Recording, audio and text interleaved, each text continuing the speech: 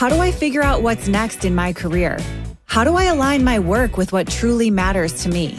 And the biggest question of all, can I really design a career that I love? Hey, my name is Jen Smith, and I believe career success doesn't have to come at the expense of living a radiantly happy and healthy lifestyle. As a former HR leader and recruiter turned career coach, I've seen how traditional paths can leave people burned out or boxed in. And I know there's a better way, one that invites you to let go of outdated rules and outside expectations, one that evolves and supports meaningful growth over time. Whether you're feeling stuck, craving more clarity, or ready to expand within your current role and beyond, this show is for you. So grab your coffee or your kombucha, pull up a seat, and get ready to explore practical, modern strategies for building a meaningful, heart-based career. Because you deserve a long, radiantly happy, and healthy career. This is the Flourish Careers Podcast. Hello, and welcome back to the Flourish Careers Podcast. I'm Jen Smith, your host, and I'm thrilled to be here with you for season 10. This season is all about flourishing together. We have a full lineup of heartfelt, insightful conversations with incredible guests. Each episode is a curated conversation designed to inspire, uplift, and offer practical wisdom to help you flourish in your career and beyond. Today, I'm delighted to introduce you to Stephanie Joong. Stephanie has built a career in the life sciences industry, contributing over 16 years as an engineer at Merck and Johnson & Johnson. She shifted to a business-focused post-executive MBA program where she now leads a medtech manufacturing organization in new product introduction. Her educational highlights include an MBA from the Kellogg School of Management, Masters of Engineering in Biochemical Engineering from Lehigh University, and a Bachelor of Science in Chemical Engineering from Bucknell University. Stephanie believes in paying forward the life-changing mentorship that shaped her own path. She's deeply committed to uplifting minority women leaders and advancing women in STEM. As an active volunteer with the Society of Women Engineers, she offers situational coaching and support, empowering women to grow with confidence. As the co-author of Brave Women at Work, Lessons in Confidence, Stephanie shares her story about overcoming professional setbacks, navigating uncertainty, and coming out stronger, wiser, and with greater resilience. Stephanie, welcome to the show. Thank you so much, Jen. Thanks for having me. And I have to share the fun fact about how we met. So I was reminiscing about when I met Stephanie at the Thrive conference, and we had this very special event at the end. It was the Brave Women at Work book signing with authors from a bunch of different books. And we were in this really cute independent bookstore, and Jackie had just popped the champagne, and we were going to do a little celebration. And at that moment, we were trying and kind of failing to capture a champagne boomerang toast image. And here I see Stephanie on the other side of the circle, and she says, "Come on, ladies." And I instantly knew that we had a connection. And it turns out we share so much from our early careers in manufacturing, sorority life, and so much more. So it's been such a fun connection. I agree, especially the sorority life. Once you find the people in the room, it's like, oh, we have a lot that we can talk about. Yes. And that's exactly what I thought when you said, "Come on, ladies." I was like, this girl was in a sorority. We need to talk. And it was hilarious. So anyways, I'm so glad we had that connection, and I'm so glad we're here today. Stephanie, so let's start with your chapter from Brave Women at Work, Lessons in Confidence. So this is the beautiful blue book, and your story centers on kind of like reclaiming confidence after what I would say is a career shakeup. So can you tell us a little about it and what you learned? Sure, that's exactly right. The pretty blue cover, the Lessons in Confidence book, my chapter is called Reanimation in that book. And it really was nothing short of that, because I had experienced, and I love that you call this a career shakeup, because for a while I had been calling it a career setback. And that just made it seem so kind of like sad for me and all the readers. And for folks who have gone through job loss or imminent job loss or job insecurity, which I have to say is probably almost every single person I talk to these days in my network, you'll really understand like how crippling it can be, right? And how much anxiety it can like produce in the body. So I would say my biggest takeaway from that whole experience of coming pretty close to like the end of one chapter and not really seeing that there was a possibility of other chapters to come in my life and in my career journey, I needed to really untangle my core identity with my job. And that was like really it, because I had been so good at my job for so many years and it had brought me so much pride and enjoyment, to be honest. I was, getting a lot of promotions, a lot of recognition. I was really advancing in all of these traditional ways. And things that were way beyond my control, decisions that were made by my big company that I worked for had really no bearing on my performance or who I was as a person. And I just took it so personally. And I could see all these other people around me like not taking it so personally. And I just like couldn't figure out like what was wrong with me in that moment. And it wasn't that moment. I mean, it really lasted.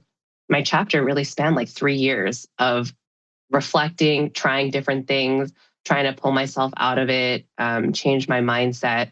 And I sought a lot of help and I got a lot of resources throughout that period, right? I mean, not to give it all away, but one of the big things that I took on was going back to school and getting my MBA. And so that whole soul searching journey did continue on a pretty big scale. So really like untangling that identity with my job and recognizing that there's so much more to me than what I'm able to produce at work. I mean, that's like huge. It's hugely important. And I remember that all the time. And I have this book sitting on my shelf to also be like, hey, calm down, girl. You've got a lot of stuff going on. You can do other things. Yes, you certainly can. And I really appreciate your openness in sharing your story in this chapter. One of the things that jumped out at me was where you had mentioned something to the effect of, and I felt the same way early in my career, that's why it stood out to me, something to the effect of like, I didn't think any other company would hire me. And we have that so ingrained in us because we're so grateful for this organization and the promotions and the job opportunities that they provided us. And it's like, oh my God, like I can't do this anywhere else. And it starts that like anxiety. I remember feeling that exact same way and so grateful for the organization that hired me. Was this your first job right out of college? It was my second job. Yeah, early career. And to this day, I've only ever worked for 2 companies, Jen. Oh, gotcha. So they both hold like huge importance and meaning in my life, right? Yes. Yeah, I was very young when I started at the company. And I felt this like very deep loyalty. And almost like everything I learned here can't be applied anywhere else. Yes. Like transferable skills, I knew what that meant, but I was like, nah, doesn't apply to me. Don't got those. Right. It's so hard. That loyalty, the word loyalty really jumped out at me when you said that. It is. It's like we're, and especially when that identity is rolled up into it, you're just so grateful and you're so loyal and you just don't see any other way around it. But there is other ways around it and you've navigated that. And so just for listeners, ultimately you stepped into a leadership role at another plant within the same company, correct? That's right. Yeah. So it all worked out. Yeah, but did carry on. That's right. Yeah. But it definitely took some time. And so tell us a little bit. So, kind of, you mentioned the Kellogg or the MBA at Kellogg. And so that was a big turning point for you. Was there anything else that really helped kind of rebuild your confidence through that stretch of time? I think the main thing that I got from going back to school and kind of being surrounded in a more, I would say, uplifting community that really like understood me, I would say, is that I just started feeling more and more like I belonged, that I belonged everywhere that I was going, that even work started getting easier. I was able to express myself differently. I didn't have to worry so much about what other people were thinking or how they were criticizing me. So I think that confidence really was built because I put myself in an ecosystem that only wanted to see me succeed. Whereas I had felt like I was coming from a pretty low point, to be honest, where seemingly everything was working against me, these setbacks one after another, right? This like really big career shakeup that kind of left me feeling like quite exposed and vulnerable. So I needed that time and I needed that space with like caring individuals. They started as strangers, my classmates and the faculty and the staff, and they really morphed in a short amount of time, especially going through the pandemic with these people too, right? Really bonded us. So I think that you don't have to go back to school for 2 years to get that feeling, but that true sense of belonging was the element that I think I was missing when I was kind of like pushed out of place and a little bit underwater with the whole job situation. The community. There is something so profound about community, whether that's a cohort in an MBA program or a local yoga class that you go to where you have a sense of community, whatever that is, that can really pull you through. And I love that this was an outside community. So it wasn't within your organization. It was outside. They saw all your brilliance and were able to kind of pull that out of you through this 2-year program. And now correct me if I'm wrong, but was Hope one of your cohort? Yes. Yeah. So Hope Mueller, who is what was and is my editor and the publisher of the book Brave Women at Work, Lessons in Confidence, and the full series, she was in my class and she called me maybe a year after graduation and said, "Hey, Stephanie, I remember you said you wanted to write a book, and how about contributing and starting with a chapter?" And how could I say no? Right? Like that. Like I had to do it. Yes, you definitely did. And I love that Hope was part of this. And that's how you guys connected. And that's how you came part of the Brave Women at Work community and all the things that you guys have done since then. So people that see things in you is something that's so profound in your career and ask you to participate in different things. And then kind of the mentorship and the friendship blooms from there. So the power of community is definitely something that we want to call out. Now, tell us the difference. Now that you've kind of been through this shakeup, I'm curious about the difference between rebuilding confidence in the early days compared to now. So what is your kind of mindset around this now? Yeah, I think and maybe it's because I was exposed to like a lot of corporate programming around getting over imposter syndrome, right? Like imposter syndrome, nobody could stop talking about imposter syndrome for the longest time. And maybe there's still posts out there and there's still articles coming out about it. I think that when I was writing the book, that was one of the big buzzwords. And I was trying to avoid using that just because I felt like it had maybe been overdone a little bit too much. You're nodding your head. So I think you feel the same way. I totally agree. I like cringe when I hear that. So keep going. I know, like we have to have better words, right? And I feel like it wasn't really representative of how I was feeling. I was honestly feeling lost, like completely untethered and lost, right? Yeah. So when I was writing the book, those were the buzzwords, and now I don't feel that they ring so true necessarily. When I think of wanting to build confidence, I'm really more again back to the belonging. Like I want to have that intrinsic feeling like I belong, and that the reason that I'm here and all of my essence and all of the good and the how I apply myself and how I apply my talents is going to do good for the people that are around me. And so I think of that more as uplifting my community, and the community could be the two people sitting next to me. The community could be that my yoga class, right, and just showing up. The community could be this online network that I've created, right? My newsletter subscribers, the community could be people I haven't even met yet that are like wanting to reach out to me and ask for any support or guidance that I can provide with my experience. And so I think it's shifted from just building confidence and, having those self-assurances that you can do really hard things and you can see a way out and you can close one chapter and move on to another chapter. And it's more about just like feeling really settled every day, regardless of the situation, and not having to like think and convince myself that like I am confident, I am here, right? It's not like a mental game, it's more of like a soulful game. Ooh, that is powerful. Yeah, it's not linear. So a lot of times people think like, oh, I'm just going to flip a switch and feel confidence. Or it's like, it's not like this one-time thing or this one-time win. It's built intrinsically, soulfully from the inside out. And there isn't any one person that can do that for you. It's like these small, deliberate actions, and they kind of compound over time. And when you go through things, at least in my experience and what you're sharing here, you go through things and that build your confidence. Like you might not know it while you're in it, but once you get through it, then you're like, wow, I just did something really hard and I can do that again. And so it's those, either it's a big thing or it's the tiny little things that you go through, tiny little actions to give you the courage to build the confidence over time. Does that resonate? That's right. Yeah. And for me, like you just nailed it, like courage speaks so much more loudly for me, because it is the courage to try something a little bit different, or step outside of your normal path a little bit here and there, and those things, those small actions really do add up, and then the result might be feeling confident. That's right. Yes. So yeah, I Yes. think that's exactly right. I wonder if there's maybe been a trend in the way that people, professionals and coaches out there have shifted the thinking. It's not a switch. And you don't want it just one time. Like, if I'm going to be honest, I want to feel like that all the All time. the time. Yes. All the time.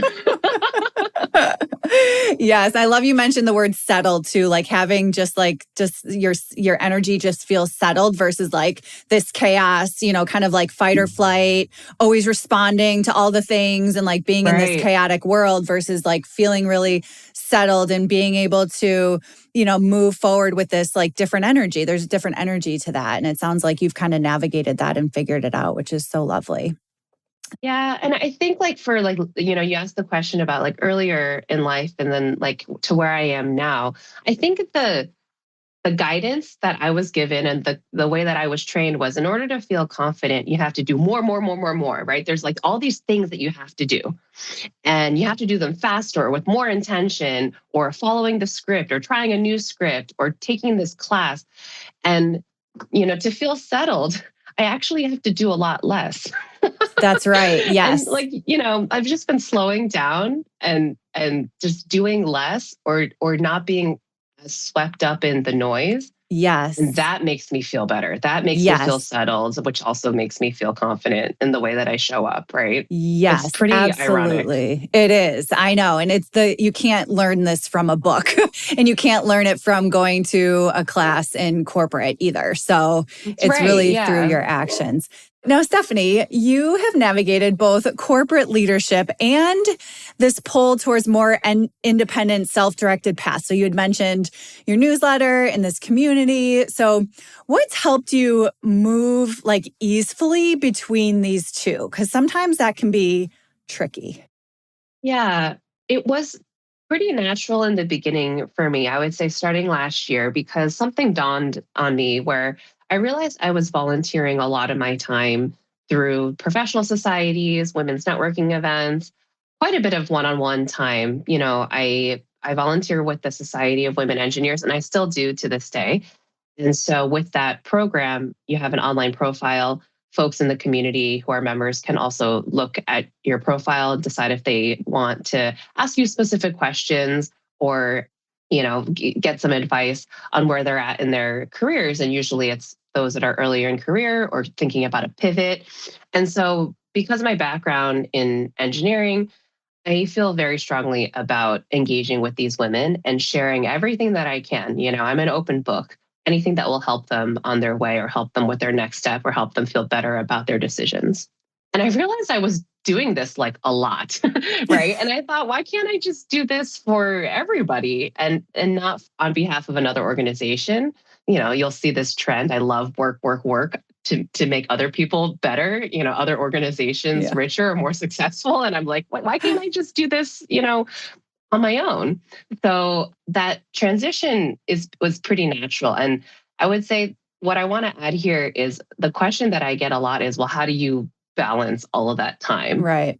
between these outside day job things and then your actual day job? And how do you have the energy? Like, do you actually sleep? And the answer is yes. I mean, I always get my 8 hours.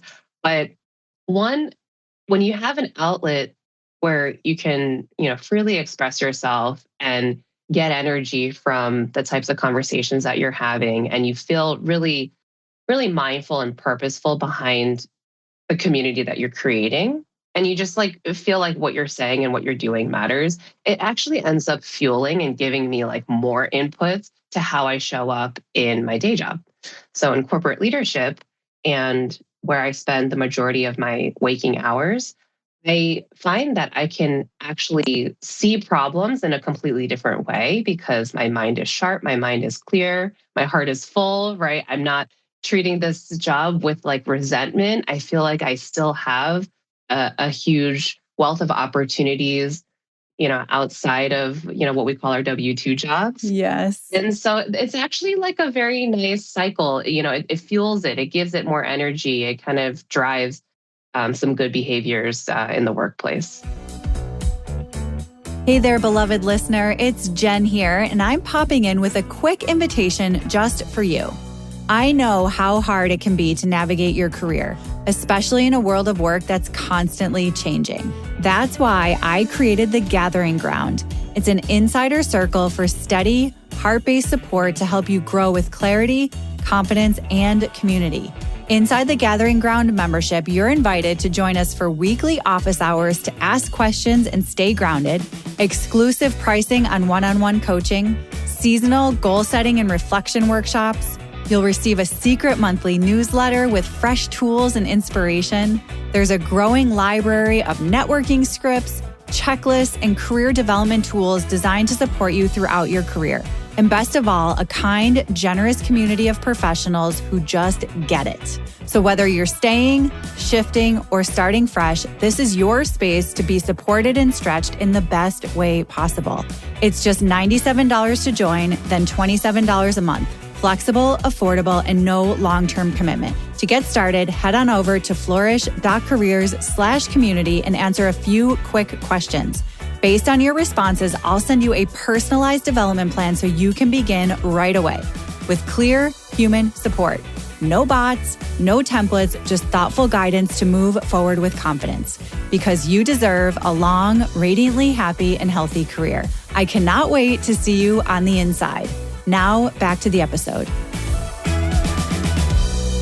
This is so good. It's such a balanced way to think about it. It doesn't have to be this either or. And the way that careers are evolving in today's world, I feel like more and more people, and this is what I call a portfolio career, where you have like multiple things that you're doing, maybe multiple streams of income, maybe not, but like there's, these different avenues that lead to a fulfilling life and career. And so to have this side of the work that really fills your cup and then allows you to see things in a different way in the W-2 or the day job, whatever you want to call it, is such a beautiful way to think about it. And I also love thinking, as you were talking, the energy is different, right? So like the corporate leadership has the structure, the stability, the resources, and then kind of like this independent work has like that freedom and the creativity and the alignment and like kind of like if you just think about those two together and the balance that it brings, and maybe it's not always perfect because, I don't love the work-life balance language either because it makes me think of somebody on a balance beam, like, trying not to fall off, but like just those energies kind of balancing each other is what I'm trying to say. Yeah, they can be very complementary. Totally. Yes. Thank you. I think that's a good word. I think you can take like multiple jobs and make it super stressful for sure. Like if I picked anything else that really wasn't aligned with my values and really wasn't aligned with my skill set, then of course I would be on a balance beam and I would fall over and over and over again, right? So that's why I say it just started coming naturally because I was kind of already doing some of the work and I just kind of looked at it with a different lens and put a different spin on it. In doing so, I was able to meet an even more diverse group of women, right, to interact with. And they have, taught me a lot about just even like trends in the workplace, what people are going through outside of my company. So I find that to be very valuable. Yes, definitely valuable. And I like that you mentioned values too. That's something I talk about a lot is aligning your work with your personal values. I call them like core and lifestyle values and making sure that you are in alignment in those key areas. Otherwise, you will be falling off the balance beam as we just mentioned. Right. So I really appreciate you bringing that up as well. Now, let's talk about this aliveness scale. When I asked you some topics that you're interested in, this came up and I love it and need to know more. So you mentioned this aliveness scale as a way to measure success. So tell us more. Okay, so here's how it came about. It was leading a workshop on cultivating confidence, and it was an elaboration of my book chapter. Of course, that's really where it started. And at the end, I got during the Q&A session a question of, well, Stephanie, if you say that you don't measure your success with the traditional markers like financial or, title or, rate of accelerating promotions, which probably were my previous markers of success and probably are for a lot of people still. And there's not really a judgment on that. I'm just calling out that it wasn't right for me. And it was really kind of leading to some destructive thinking patterns for me. If those aren't the traditional markers that you use, then like, what do you use? And I kind of really needed to like pause and come up with really a genuine, authentic answer. And of course, the aliveness scale came up to me, and it's just a 1 to 5. Hey, Jen Smith, today on an aliveness scale, 1 through 5, how are you feeling? And maybe you're like 5. I'm recording a podcast. This is my life work. Like I'm feeling it, right? This is great. I'm vibing. And so I asked myself that question at various points throughout the day, right?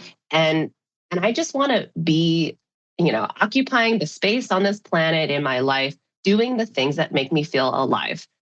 And sometimes that's recharging, right? Because I need to rest and I need to like reset and I need to recover. And that can be alive too, right? So it's the not super scientific, which also goes against my training and my background, but it's easy. And I asked all these people around me too, even my team at work, like, okay, how alive are we feeling? And sometimes you know the answer before we even get going because everyone looks like, kind of like death in the room. Mm-hmm. And it's like, all right, stand up. We need to like get just like 30 seconds of something different than just staring at each other, right?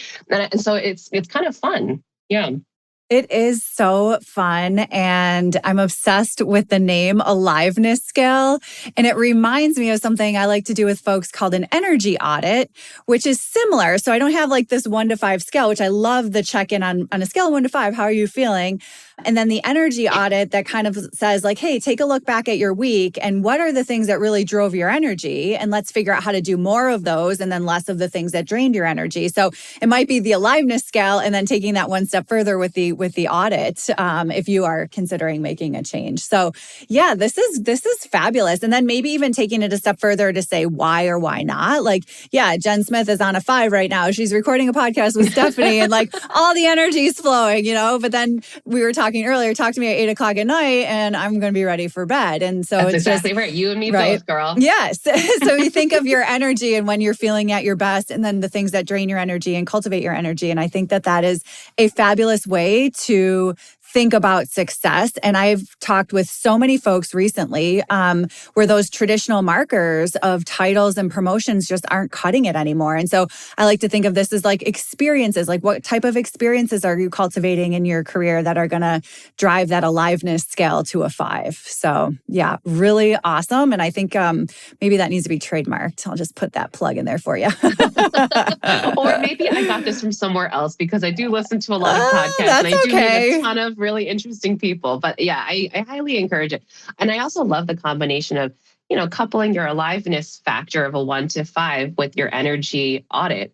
Just that next question of like, well, what's making this experience delightful for you? Right. Oh, yeah, I feel like I'm giving back. Oh, yeah, I feel like I'm sharing my knowledge. Oh, yeah, I feel like I'm helping someone, or I feel like I'm getting rest, or I feel like I'm, doing something with my body that just feels nice. And I should do more of that, right? Yes, that's exactly right. And then that leads to that life where we're tapping into our impact and our energy and our values and, all the reasons that we're here doing the work that we're doing. So now, speaking of energy, how do you personally tap into your natural energy if you're feeling drained or unsure?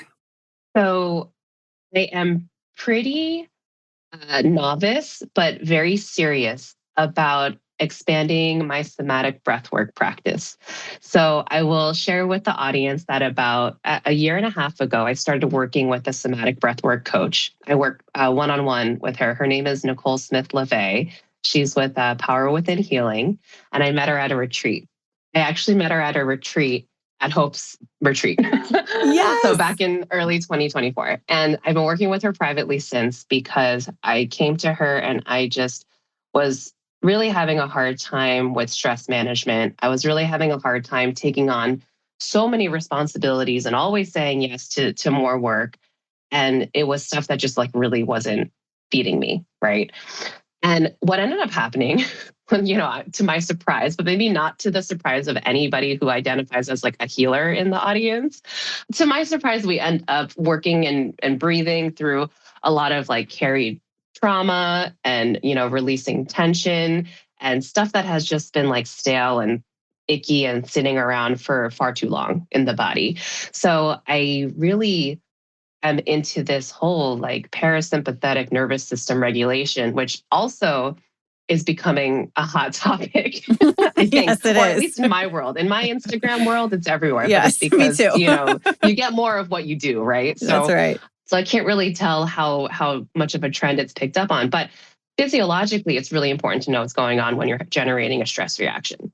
And physiologically, it's really important to understand how the traditional corporate work experience, like what the day looks like from an energy standpoint, and all of the hormones and everything that's being released and produced, right? So once I kind of understood that, even just like scratching the surface of that, I was like, I got to try something different. I got to do something, low risk, but also like kind of high reward. And that's exactly what this is. So I would say once a week, in order to like tap into my inner reserves of energy, or to just move my energy a little bit differently or clear it out, get some new perspective, I engage in probably 20 to 30 minutes of a deep rhythmic breathing exercise. And that really has unlocked a whole bunch of different things. First, I come out feeling, I have mental clarity. So maybe there's a decision that I'm on the cusp of making, or maybe I'm like really, really stuck and I just need like a little bit of a push to move forward, or just be like, okay with like not knowing the answer. There's other times where I come out of these breathwork sessions, just like very emotional and very tender, and just realizing that I need to like take a step back or kind of do something for myself for the next day or so. And so I have these experiences. And then, of course, I get on the call with Nicole and I'm like, what does this mean? What could I do more of? What should I do less of? What, like astrologically, what's happening? Help, make this make sense for me, Yeah. because I'm like so in my head and I'm such a mental, person. So I like to make sense of it. But then a lot of it is just like learning how to like feel again. Right. And how can I say I have an aliveness scale if I can't feel? So it's all kind of like this evolution that's happened over the last 1 to 2 years. Honestly, it's been just a different way of like being. Yes. And what I'm really hearing too is making time for that pause, making time to breathe, and then notice, and then ask the questions, and then keep doing it is so critical. I feel like, especially in our corporate world where you're on all the time. And so I really appreciate you sharing that. And the fact that you have Nicole, we'll have to put Nicole's contact information in the show notes as well. Absolutely. She's amazing. Yes, exactly.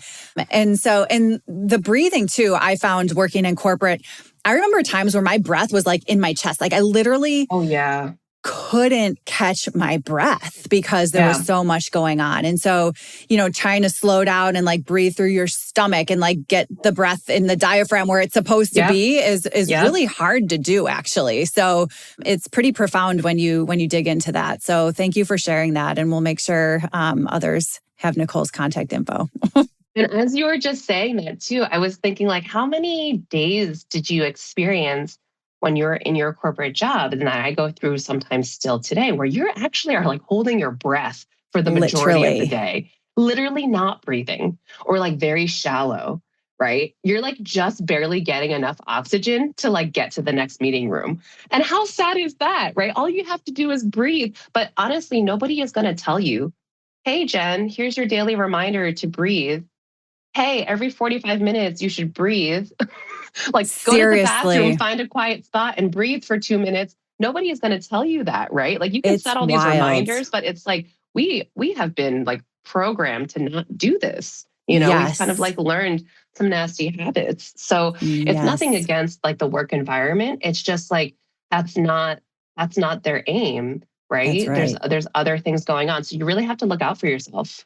You do. Absolutely. And I'm glad that you mentioned that too, because everyone's different. Everyone can process these types of work environments differently as well. And so some people need more breath work than others. Some people, I think of my father, he worked in the newsroom. I mean, that's constant chaos, 24/7 chaos. And so you really have to figure out what works for you, and then making sure that, I think what you said before too, like noticing it and then making adjustments. So thank you for sharing that.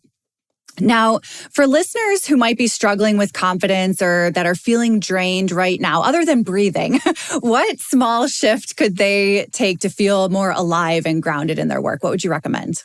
I love this question so much because I came up with like 50 different things first. And I'm like, oh, no, no, no. This is the one. If you're going to do one thing, forget the breathing. The breathing will come later. It's okay. There's plenty of time.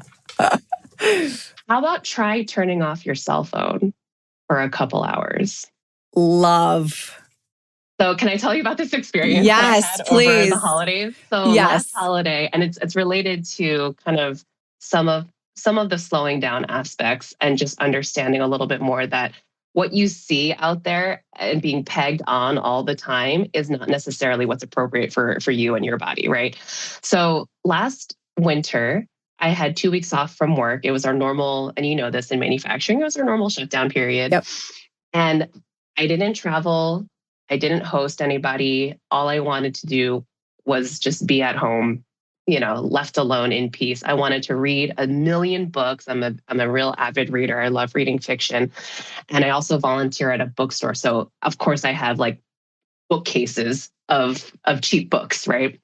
And so I made a pact with myself that I was going to turn my cell phone off for like a whole 24 hours. So on Christmas Day, and Christmas is, it's not like a huge holiday for us, but I did feel like there was something symbolic about it for a lot of parts of the world. I shut off my cell phone, I put it in a drawer, and I did things like jigsaw puzzles, reading, sitting in front of a fireplace, just staying in my pajamas all day.